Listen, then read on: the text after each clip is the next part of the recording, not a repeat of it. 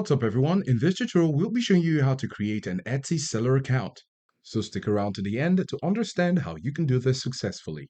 So currently we're on Etsy.com, and at the top right corner, you can see the sign in option. And then on the pop-up, you have the option to sign in, but we're going to go ahead and click on continue with Google. And on this pop-up, you'll need to select the account which you would like to use for your Etsy. Go ahead with the confirmation, continue, and you'll be signed up into Etsy using your Google account. And now we're in. We have our Etsy account, and we're going to go to the top right corner where you can see that you have your profile icon. You can see your name, and in the drop down, you can see on the options, sell on Etsy. We're going to go ahead and select sell on Etsy. And on this page, you can see millions of shoppers can't wait to see what you have in store. And then you have the button get started. Click on it. And here on this page, you have your first welcome message and the button let's do this. So we're going to click on it. And on this page, we can go ahead and select one of four options. Now here you're going to choose one of the options and we're going to go ahead with just starting to sell for the first time ever. You could, of course, choose the option that applies to you. You could skip this question, but you can go ahead and select the option and click on Next. Great, and on this page, you can see, is there anything you'd like help with? Now, you can choose as many options or topics as you want, and Etsy will provide resources to help you grow. So we're going to go ahead and make some selections on this page, scroll down to the bottom, and then click on Save and Continue. Great. And at the bottom here, we have skip this question or next, which means that you can skip this question if you don't need the resources and just go ahead and click on next. But after we've selected the options, we're clicking on next right now. Now on this page, you're going to click on start your shop. Now we have 6 steps to follow in order to create our shop. And on this first step, we're going to choose the shopping language, the shopping country, and the currency. We're going to leave it on English. And then on the shop country, we're going to choose the Netherlands. Now, after choosing the Netherlands, you can see the shop currency changing into euros. You can, of course, change this back to the USD as many international shoppers would like to use the USD for international transactions. You might have some information down here where it says you'll need to do some conversions as you're having these transactions in USD, which is fine. And we're going to click on Save and Continue. And on the second step or the second stage, you get to name your shop. 4 to 20 characters and no special characters, spaces, or accented letters. And you'll need to use a unique name that hasn't been taken. So we're going to use the name Unisold and see if it's available. Great. So we have Unisold and we're ready to continue.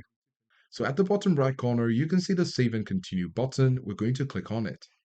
On this page, you're going to talk about some of your listing. Now, there are input fields and other checkboxes to fill, so we're going to go ahead. Now, the first option is a category. We're going to choose t-shirts. Now, you can use any other options, as you can see in the placeholder, hats, rings, pillows, etc., but we're going to choose t-shirt. And then when it comes to the type of item this is, we're going to choose between physical item and digital files. Now, because it's a t-shirt, we're going to choose physical item. Now down here, we get to select which checkbox applies to us. We have who made it, and then we're going to select an option. And then we have what is it? We're going to choose a finished product. And right here, we have the question, when was it made? Now, you get to choose between different periods, such as if it's not yet made, or if it's recently made, or if it's vintage. So we'll go ahead and choose one. We're going to go with 2020 to 2024.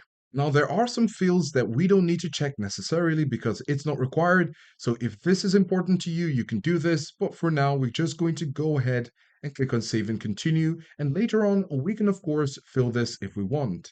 But for now, we'll click on Save and Continue. Now, on this page, we get to add more details.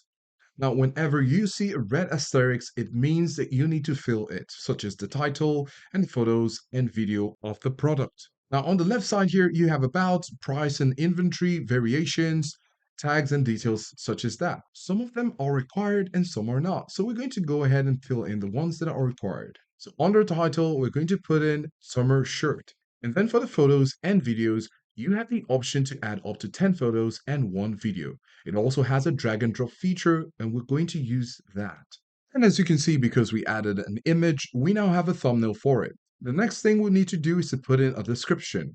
Great. So now we have a nice summer blue shirt. Down here, we need price and quantity to be filled. We're going to do just that. And here on the details, you can see some of the options we selected before, such as a core detail on this product, which is a physical item. And on the category, we have t-shirt. Now, under shipping, you have the shipping options. There are two options there. You can create an option or select a profile. If you're doing this for the first time, you'll need to create an option instead of selecting a profile. And this is because when you create an option, it can be saved as a profile. So when you create multiple options, it will be saved in your profile as different options which you can choose for the future. So we're going to go ahead and select create an option. So here on the country of origin, we have the Netherlands and the origin postal code is 1012 AB. We're going to put that now. And then for the processing time, we're going to choose 3 to 5 days. And then under standard shipping, under the Netherlands, you have shipping service. We're going to leave it at that. And then we have delivery time. We're going to choose 10 and leave it at 10. And then under somewhere else, this is if you're shipping to somewhere else other than the Netherlands, you can also see the service for delivery time. We're going to choose the time for this. And now we have 13 days and this is fine. And then here you can see we can save as a shipping profile. So next time we don't have to create it once again. We just need to select the profile. And then we're going to give this profile a name. We're going to give it profile 1 and then click save as profile and apply. So now that has been applied and we can scroll down. So here you need to check the option apply this policy and there is a button right there. And this is important as it matches with the policy of Etsy. And on the renewal options, we're going to leave it at automatic. However, if you want it manual, you can go ahead with that. Automatic is recommended, so we're going to choose automatic. And then we'll click on save and continue. Great. Now we have our first listing for our product on our shop. At the bottom right corner, you have add more listings or do this later. We're going to choose do this later because we're fine with just this product and we want to show you how you can create your Etsy seller account. The next few steps to follow are sensitive information such as your billing information and your shop security. You can go ahead and fill this as it applies to you and you'll have your Etsy seller account ready. Let us know if this was helpful and thanks for watching.